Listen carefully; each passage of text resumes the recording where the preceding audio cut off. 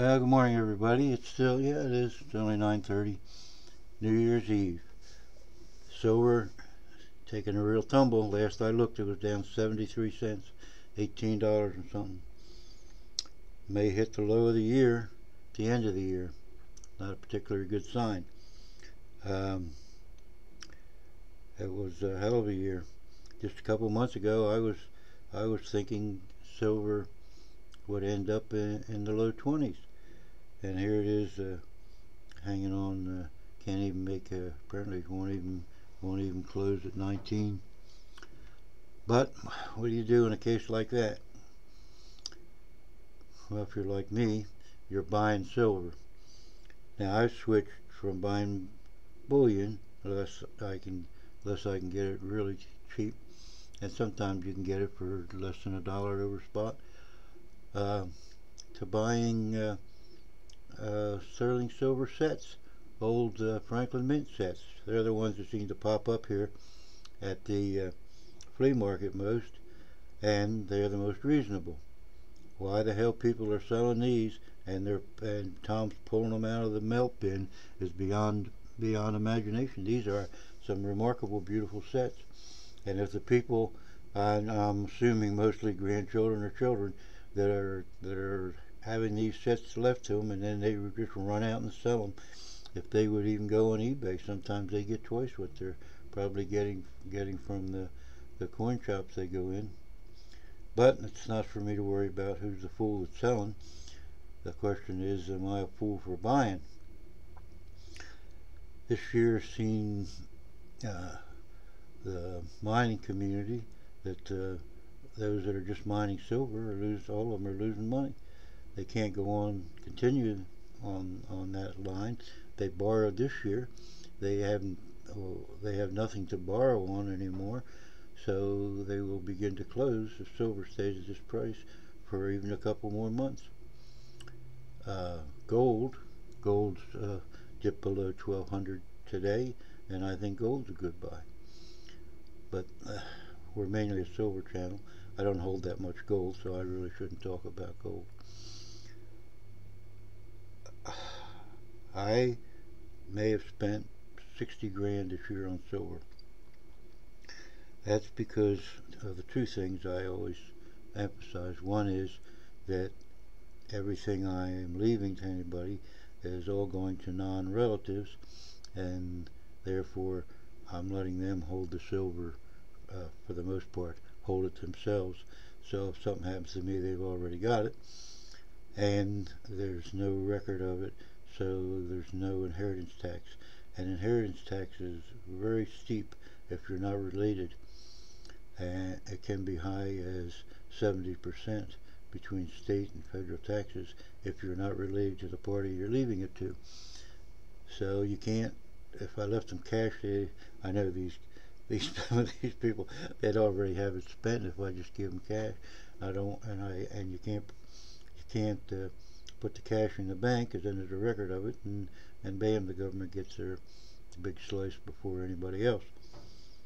So that's one reason. The other reason is that I'm not particularly planning on dropping dead in the near future, and that the silver that I'm buying, I cannot in any way, shape, or form imagine it in 5 years not being 50, $60 an ounce. And so it's also part of my retirement plan. As things are now, I have enough money to live the lifestyle that I choose for who knows 5, 10 years without ever having to touch any precious metals or silver, and I'm still acquiring precious metals and silver. So $18, we might never see these prices again. Then somebody's going to pop up and say, "Well, we could see 15." Well, indeed, we might see 15. I don't know what I don't know what to tell you.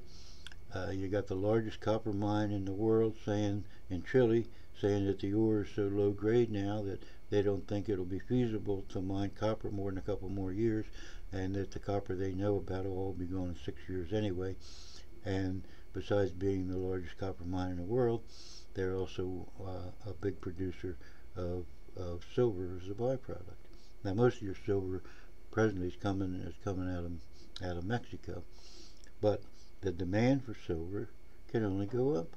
Industrial uses are finding more and more uses for it, and the uses that they have are expanding exponentially. Cell phones, computers. Nobody, every time I mention it, nobody seems to give a shit. But all of Africa is going to be on cell phones. You got 1 billion people there, you know, and they're all going to have to communicate with cell phones, and they're going to all start doing banking. Now, you've heard me talk about Bitcoin, shitcoins, and uh, and the Bitcoins being the tulips of the geeks. Uh, but Bitcoin is finding itself in a lot of trouble. J.P. Morgan, I mentioned in one of my previous ones, now has filed for a patent to do something very similar to Bitcoins. Now, this is a big, Bitcoin was a big thing for the drug cartels to move money and goods around. And when China announced that they wouldn't allow any of their banks to do any dealings in Bitcoins, then Bitcoins took a $300 or $400 hit within minutes. It's very volatile, and I think it's very crazy because people have lost their hard drives and lost their bitcoins. People have already been hacked for bitcoins, and play people that are supposedly well, I want to say middleman for bitcoins have run off with a lot of bitcoins. So to me, and a lot of people talk about prepping. Preppers don't want any bitcoins, because if the lines of communication go down, there goes your bitcoins. But you'll always have silver. People always know what a mercury dime is. And this year, I really got curtailed. In the beginning of the year, I bought a couple of thousand of them, but I haven't even had any available in months. What I used to get consistently from Dave, and Dave's a good friend of mine, would would be people would bring him in a bunch of dimes, and he'd buy them below spot, and he'd sort through them, and if there weren't any that had any numismatic value, he would let me buy them off of him for spot. So I was buying a lot of dimes. Well, those dimes aren't coming in anymore. Morgans aren't coming in anymore. I think I bought maybe 20 Morgans this year, and I have maybe 500 Morgans stuffed away. But Morgans have pretty much held up a lot better than anything else. But still, there's only less than $15 worth of silver in a Morgan. So I'm going to hold on to my Morgans. But as far as looking back on this year was a semi-disaster for me, in the fact that the fellow that did the artwork for my comics, Chainsmoker, he got throat cancer and he died of that. That one of my best friends ever, uh, John Dutra, we'd have lunch maybe once or twice a week for the last 10 years. He all of a sudden had a heart attack and died. And then, of course, my mother died. And that left a whole bunch of things up in the air. I have a couple of offers on the house. I might sell the house. Still looking for somebody that wants to travel for nothing. Some young guy. No strings attached. I'll pay for everything. But somebody that they don't have to worry about leaving a job or something like that. Somebody that can go to the Caribbean for a month or two, and we can look for a place to rent. And certainly someone that I can go to Hawaii with as soon as possible and visit my friends out there. That being set aside, let's get to talk about silver. I think this year is coming up, 2014. Is going to be hard on silver, because no matter what anybody says about the recovery, there really hasn't been any for most of us. The upper 1/10 of 1% has gotten 99% of the increase in gross domestic product, and they're not very good at sharing. And so the rest of us are in dire straits, and a lot of you are going to be in worse shape paying your Obamacare. So I don't. it might be a buying opportunity, because even those that have bought silver in the past sometimes have come back to Tom and sold it at a major loss because they needed the money. They lost their job, or their car broke down, or something like that. Now, as far as silver mines go, everybody talks about silver stock. Well, I've been out of the market, so I don't follow stock, so that's not the vehicle I would use to invest in. What I've been doing lately is stuff like this, and I've been buying stuff like this because the sets are being picked. This stuff is being picked out of. Now let me explain these. They're being picked out of melt bins. This is a famous set that is Robert Frost poems interpreted by Norman Rockwell and then put in silver. The front of these is the interpretation of the poem, and the poems are on the back of each one of these medallions. Now, could you imagine somebody melting this down? It's just for the silver. All these are sterling, and I mean in just beautiful shape. We went over these are just the silver that I have sitting around now. That's all going to be within a day or two in one of my friends' safes. Remember this piece. These are two medallions. The one's bronze and the other silver. 30 famous Americans, and the back of the silver is what you see on the bronze, and then of course the bronze is upside down, so you'd see the same thing that's on the silver coin.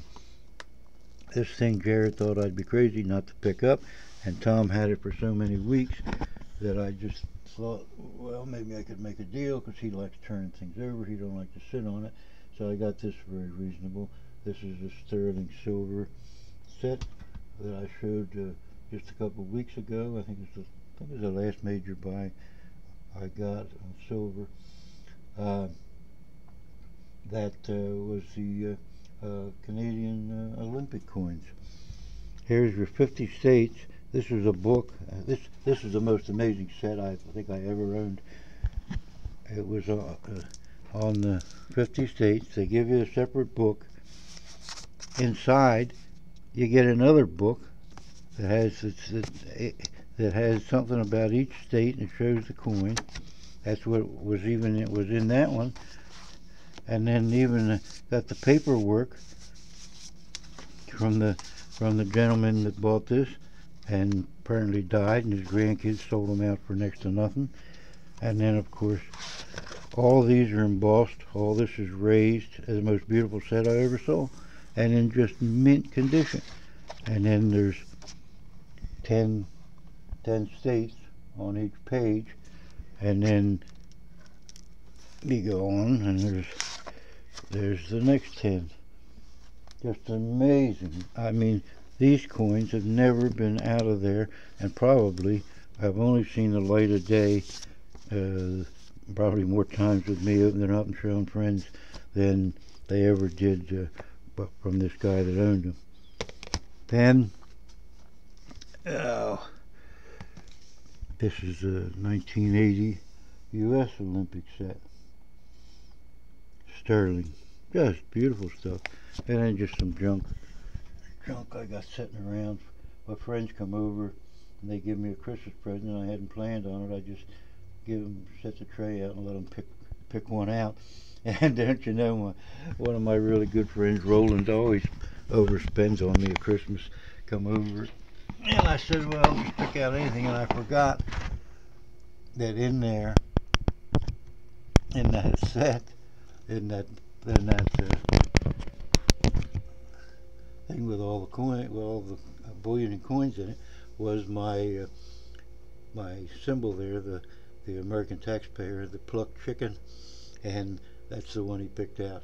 To be honest with you, if I had seen it there, I'd have flipped some other coin in there, because I like that one. But he liked it also, so he got it for Christmas. So this is the direction I'm headed. Well, hopefully the direction I'm headed is Hawaii, with somebody that likes to travel for nothing, and then maybe in the spring the Caribbean. I hope I'm not stuck here. I've got a couple offers on the house, and I think I'd hold the mortgage, and then that would extend my independence without having to touch silver for another 10 years.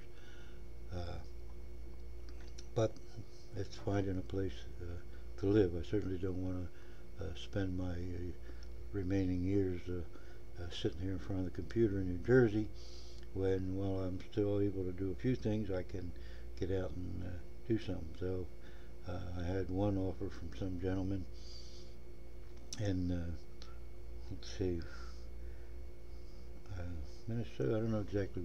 I forget where. It just didn't seem like the right matchup. Uh, and I'm still more than open for volunteers. So hope everybody has a more prosperous 2014, and I do.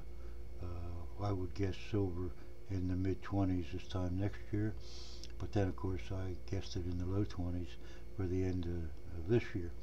So don't go by me, but I think you still should be investing in silver, especially if you want to hide some wealth. It's the easiest way to do it because you can always sell, trade, uh, and find easily ways of disposing of silver for cash.